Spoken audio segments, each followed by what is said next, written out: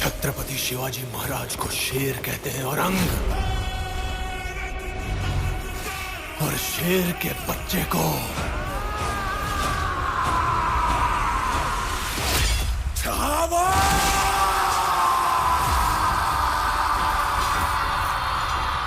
अगर देश की राजनीति को समझना है तो इतिहास को भी समझना बेहद जरूरी है। और इसीलिए आज हम बात करेंगे इतिहास के बारे में, संभाजी महाराज के बारे में, जिनके ऊपर एक मूवी आने जा रही है, छावा।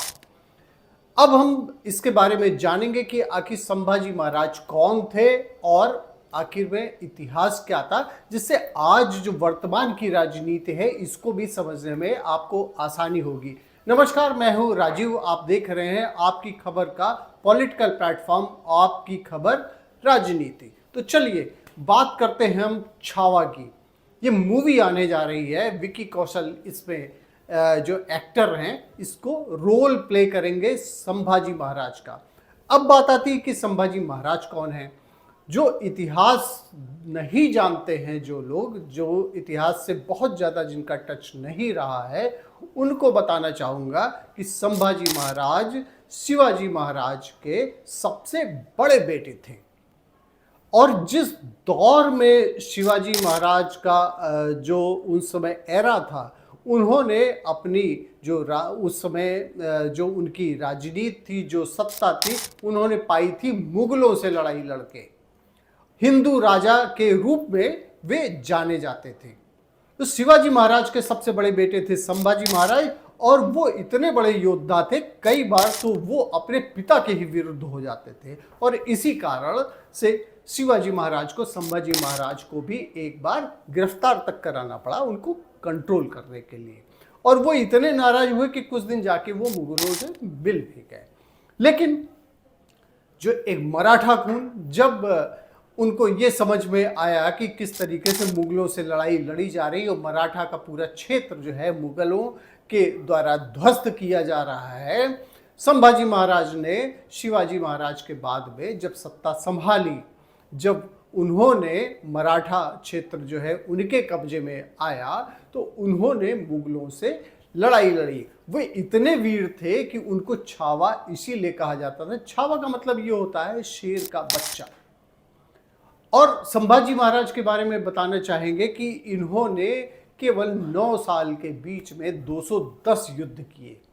इतने वीर थे कि उस समय तक इनको कभी भी जो मुगल सेना थी वो कभी भी इनको पराजित नहीं कर पाई। इतना ज़्यादा औरंगजेब जैसा क्रूर एक आक्रांता, जो लुटेरा था, जो आया था भारत में कब्जा करने के लिए, वो इतना ज़्यादा परेशान था संभाजी महाराज से कि वो चाहता था किसी भी तरीके से इनको पकड़ा जाए। लेकिन उसकी रणनीति कहीं नहीं काम आ रही थी। जो ये छापामार युद्ध में ये बहुत ही ज़्यादा, ये जो मराठा थे वो बहुत ही आक्रामक रूप से इनके ऊपर हमला करते थे। मुगल बहुत बड़ी सेना होने के बावजूद उनसे जीत नहीं पाते थे। अब एक समय ऐसा आया कि औरंगजेब, जो संभाजी महाराज से बहुत ही ज़्यादा परेशान रहता था, वो इतना ज़्यादा परेशान हो गया था कि वो जो सिर पे अपने जो पगड़ी होती थी, उसने कहा कि जब तक औरंगजेब ने कहा कि जब तक संभाजी को नहीं पकड़ लेगा तब तक वो अपने सिर पे किमोन्स जो होता है वो नहीं रखेगा, जिसको हम लोग अपने सिरमौर कहते हैं, इसी तरीके से वो नहीं रखेगा। अब औरंगजेब के बारे में आप जानते ही हैं कि कितना क्रूर था और उसका कल्चर क्या था। उसने अपने पिताजी को कैद में कर दिया, अपने भाइयों को मार दिया, और उनकी जो पत्नियां थी उनको मार दिया, भतीजों को मार दिया, और तो और छोड़िए अपने बेटे तक की उसने बलि चढ़ा दी। बेटे तक से अपने जो उसके साथ में लड़ाई में शामिल थे उनसे भी ज़्यादा वो इनसिक्योर रहता था। वो संभाजी को कैसे बर्दाश्त करता। तो संभाजी से वो लड़ाई में कभी नहीं जीत पाया। और फिर उसने क्या किया, एक चाल चली। एक उसमें संभाजी का एक खास मित्र था कवि कलश, उसको मिलाया अपनी तरफ, और कवि कलश को मिलाया और फिर ये मैसेज पास करवाया मराठा राजा के रूप में कि जो ये युद्ध चल रहा है उसमें किसी भी तरीके से आपस में बातचीत करने के लिए वहाँ एक जगह बैठने की बात हुई। जिसको मीटिंग कहते हैं, वहाँ मिलने के लिए बुलाया गया और औरंगजेब ने ये चाल चली थी। औरंगजेब ने जब चाल चली और वहीं संभाजी महाराज को उसने कैद करवा लिया। अब आप सुनिए कि संभाजी महाराज को जब उसने कैद करवाया तो बहुत खुश था, और सबसे बड़ी बात यह थी कि उसने, जैसे कभी भी कोई भी युद्ध होता था तो जब एक राजा दूसरे राजा की कैद में आता था तब भी उसको पूरा सम्मान दिया जाता था। लेकिन औरंगजेब चूंकि ऐसे बैकग्राउंड से आया था जहां पे छल कपट और अपने ही लोगों की हत्या कर देना, ये वहाँ उसके कल्चर में बहुत ही मामूली सी बात थी। तो वो ये कैसे हो सकता था कि संभाजी महाराज को छोड़ दे। तो उसने क्या किया, उनको प्रताड़ित करने के लिए, अपमानित करने के लिए कवि कलश को भी गिरफ्तार कर लिया गया, कैद कर लिया गया। और कवि कलश और संभाजी महाराज को, इन दोनों लोगों को कैद में करने के बाद में उनको जोकर की जो ड्रेसेस थी वो पहनाई गई, जिससे मुगल जो है उनको अपमानित कर सकें। और जो शर्त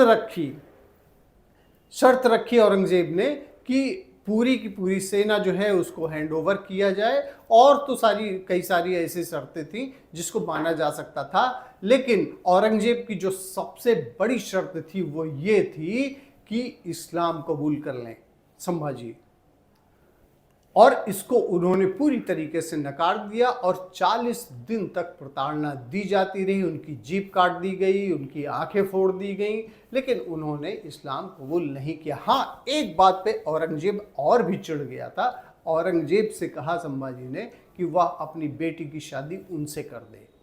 ये केवल उसको एक तरीके से जो अपमान किया जा रहा था उसका बदला लेने के लिए उन्होंने कहा, और फिर बहुत ही निर्मम तरीके से हत्या कर दी गई। और जो संभाजी का कार्यकाल रहा वो बहुत ही छोटा था। 14 मई 1657 से लेकर 11 मार्च 1689 1689 तक उनका एक छोटा सा जो कार्यकाल था, इसी में उन्होंने अपने को स्थापित किया वीर योद्धा के रूप में। और संभाजी महाराज के बारे में आज पूरा देश एक बार फिर से जानने जा रहा है। जो मूवी आ रही है इसके जरिए कई सारी बुक्स भी लिखी गई है, और ये मूवी भी एक बुक के ही ऊपर आधारित है। तो इस मूवी को आप देखिएगा। लेकिन सबसे बड़ी बात जो हमने आज बात की है वो बात की है संभाजी महाराज के बारे में, कि किस तरीके से मुगल जो आक्रांत थे उसका उन्होंने किस तरीके से लोहा लिया, और